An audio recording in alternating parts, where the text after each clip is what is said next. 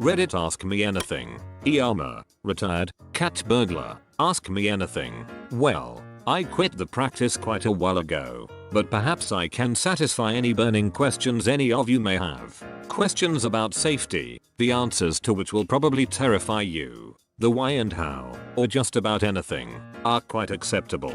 Obviously, I'm using a throwaway for this. And yes, I'm using protection to hopefully keep myself safe. So please be a bit understanding if I happen to be responding slower than you'd like. And to answer what I know will be the single biggest question. No, I never got caught. I quit of my own choosing after moving away and finding a decent job. My house was robbed once. Someone obviously showed up to the house halfway through and freaked the person out because there was a whole heap of our stuff stacked at the front door. They only got away with a few bits and pieces, but the thing that freaked me out the most was the fact my brother's ashes were stacked on top of everything. Disgusting piece of shit, whoever it was. Ashes. I have no clue why a person would go for that, unless the urn was of value. I would never have done such a thing. I even refused to steal wedding rings and wedding bands. It wasn't even an actual urn. We had only had them for 2 weeks, so they were still in the plastic box with a sticker on the front saying what they were. As weird as this is going to sound, I'm glad there are good burglars out there. Single most expensive object stolen. Most stolen from one house at the same time. Any incidents with dogs or homeowners actually home? Scariest moment?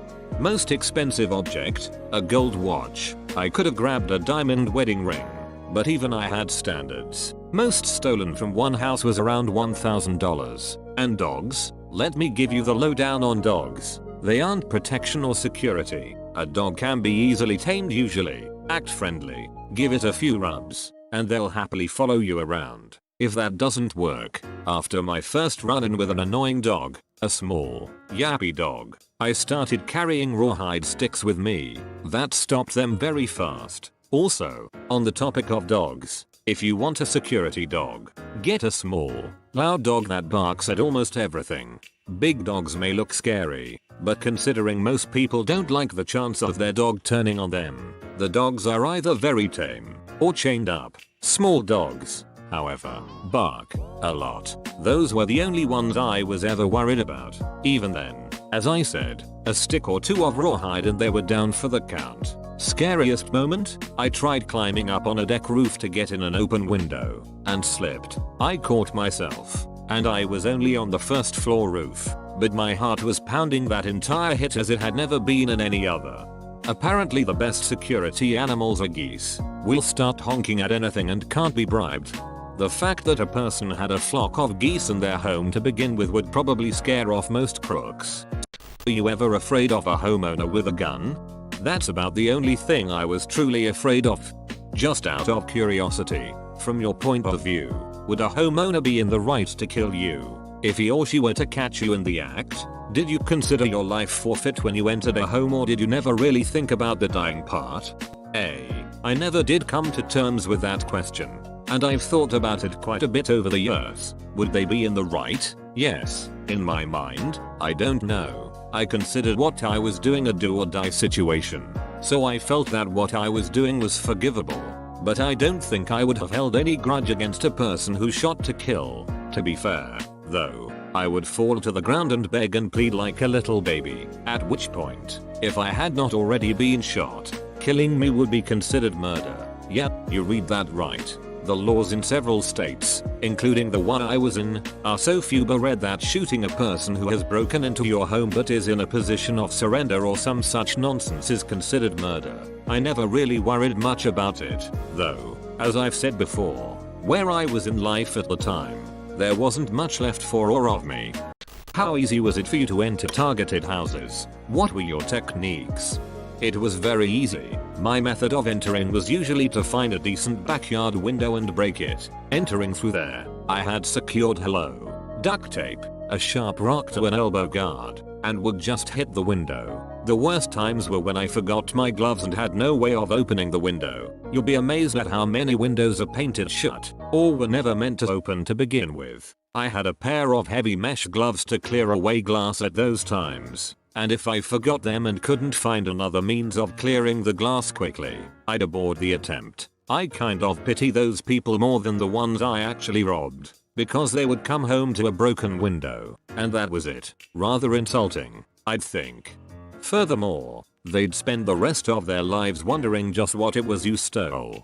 How many times are we talking here where you forgot your gloves? Seems like gloves would be pretty high up the list of items you're gonna need to go out cat burglaring. Not many. Over the year and a half I was active, I think it only happened twice. How close did you come to being caught in the act? Ever leave any incriminating evidence behind? The closest was passing by a police car as they were going to the house. I was a few blocks away at the time.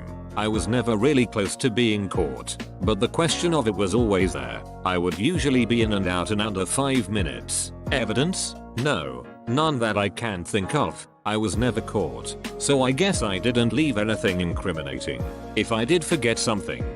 Burglaries don't tend to be solved. It's just not worth the police's time.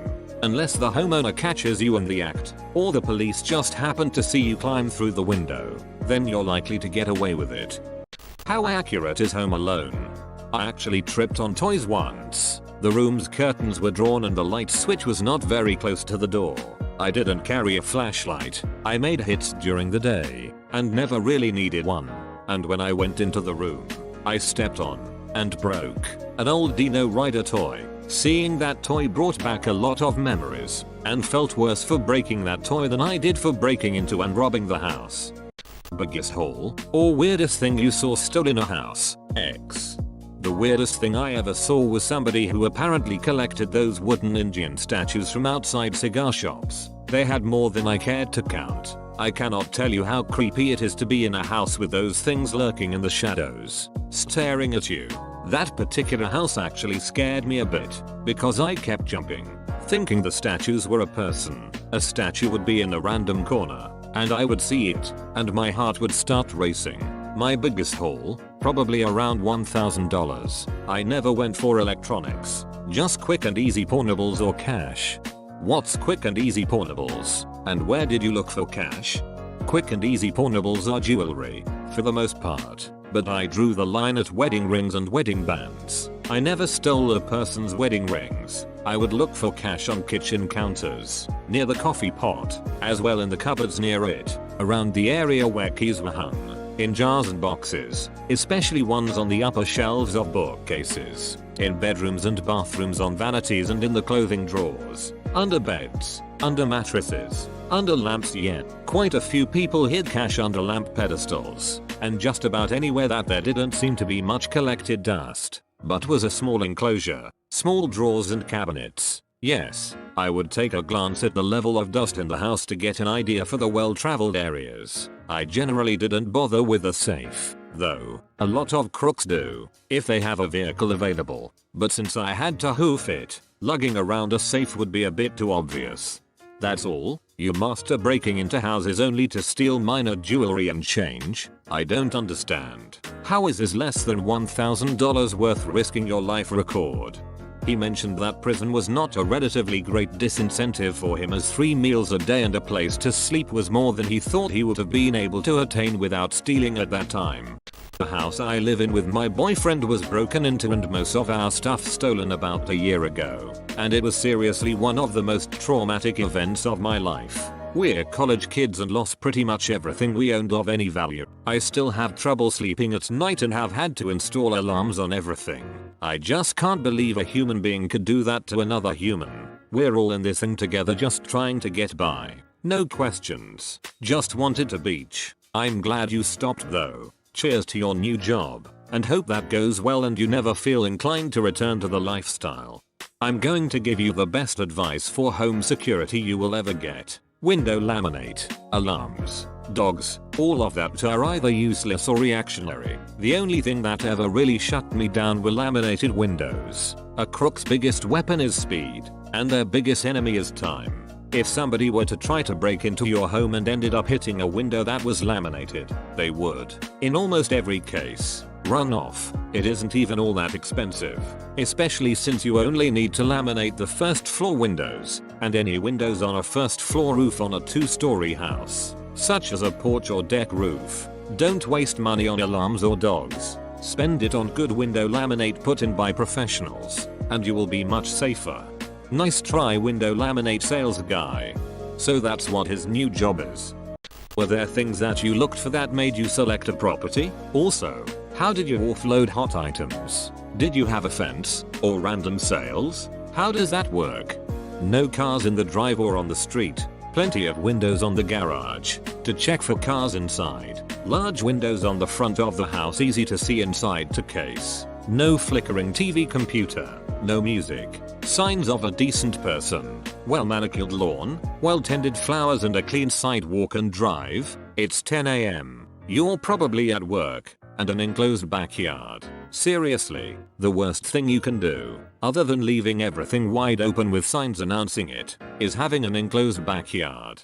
I realize I edited my comment and probably didn't catch you in time, but would you fill me in on the offloading question? How did you offload hot items? Did you have a fence or random sales? How does that work? Sorry for the ninja edit. I was trying to ask original questions. P. Offloading was usually to a pawn shop or in the paper. I would hold on to the physical items for a few weeks to a month before putting them out. Usually, I went for cash and, yes, I admit this, piggy banks. Generally, though, pawn shops exist that will buy your stuff without asking questions. I didn't always get the best prices for the stuff because of that. But when the choice is mediocre poor price and no questions or good price and questions, you try to avoid the latter. Were you ever nervous they would see your face and then later trace the items back to you? As in, they find items and somehow discover you on film later or some such from the shop? Were you often just a nervous wreck? I would be. I'd be sick constantly worrying that I was facing prison time every day I woke up. One more. What did you buy with the money? I always had a mask when I broke into the houses, so I wasn't afraid of being caught on home cameras. As for being traced and caught, I was never worried. I've mentioned that. At that point in my life, it was do or die. To me, spending time in prison would have been better than the life I was living. Prison gives you 3 hots and a cot, meaning 3 meals and a dry place to sleep. I was living in a slummish apartment at the time. Most of the money went to keeping myself alive. The rest I saved up until I could get out of that apartment and to a decent place where I was able to get an actual job.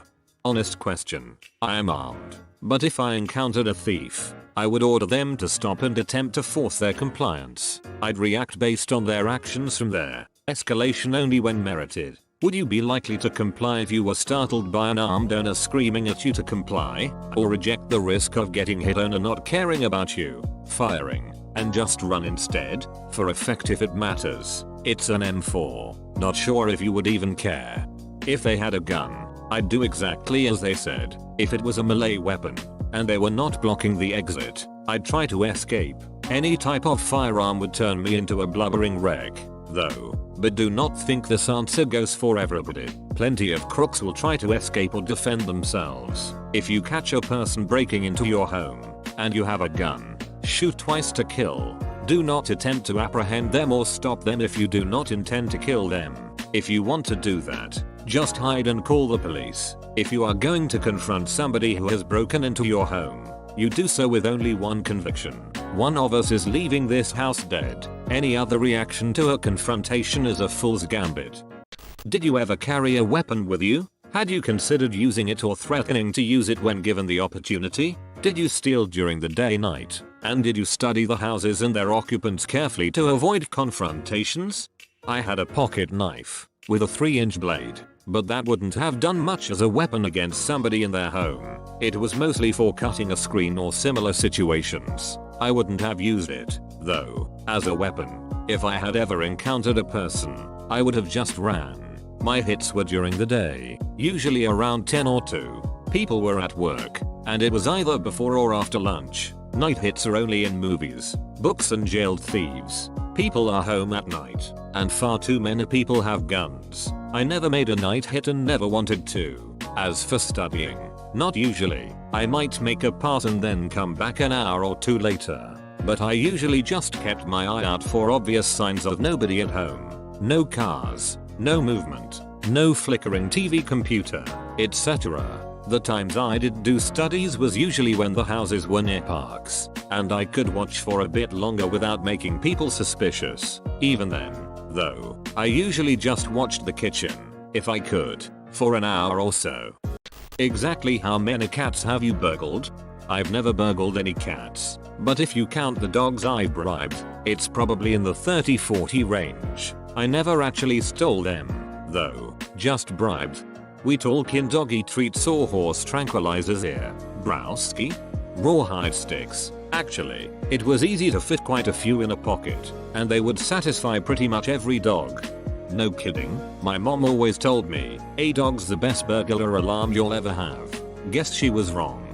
The best alarm you can have is a motion triggered hidden camera. I would suggest one that is embedded in a clock radio that records to an onboard SSD. Not many crooks are going to take what looks like a $10 alarm clock. Otherwise, for protection, get window laminate. That is one of the only true security systems that actually works. A hidden camera to catch your masked face?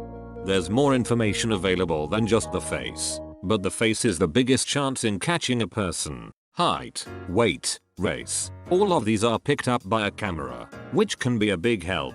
Yay baby, that camera next to my bed, it's for burglars.